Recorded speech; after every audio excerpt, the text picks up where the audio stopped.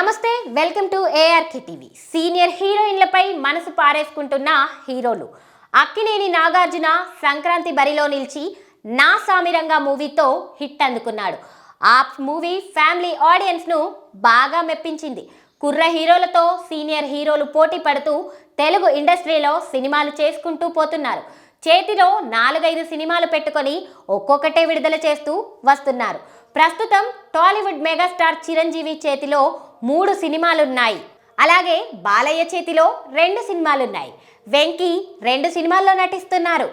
నాగార్జున మాత్రం ఓ మూవీలో హీరోగా చేస్తూనే మరో మూవీలో కీలక పాత్రలో నటిస్తున్నాడు. ఇప్పటికే ధనుష్, శేఖర్ కమ్లా చిత్రంలో నాగార్జున కీ రోల్ పోషిస్తున్నాడు. ఇకపోతే సుబ్బు అనే కొత్త దర్శకుడిగా నాగ్ సినిమా చేయబోతున్నాడని వార్తలు వస్తున్నాయి. ఈ మూవీ కోసం సీనియర్ బ్యూటీ అయిన ప్రియమణిని నాగ్ బరిలోకి దింపనున్నాడు. మరోవైపు చిరంజీవి కూడా తన సినిమాలో త్రిషాను తీసుకోనున్నారు. ఒకప్పుడు కుర్ర హీరోయిన్లతో నటించాలనుకున్న హీరోలు ఇప్పుడు సీనియర్ బ్యూటీలపై మనసు పారేసుకుంటున్నారు. చిరు తన విశ్వంబర సినిమాలో త్రిషాను ఫిక్స్ చేసుకుంటే ఇప్పుడు అదే బాటలో నాగ్ ప్రియమణిని సంప్రదించినట్లుగా తెలుస్తోంది. 14 ఏళ్ల క్రితం నాగ్తో రగడా మూవీలో ప్రియమణి ఆడి పాడింది. ఇప్పుడు నాగ్ సరసన రొమాన్స్ చేయడానికి సిద్ధం కానుంది.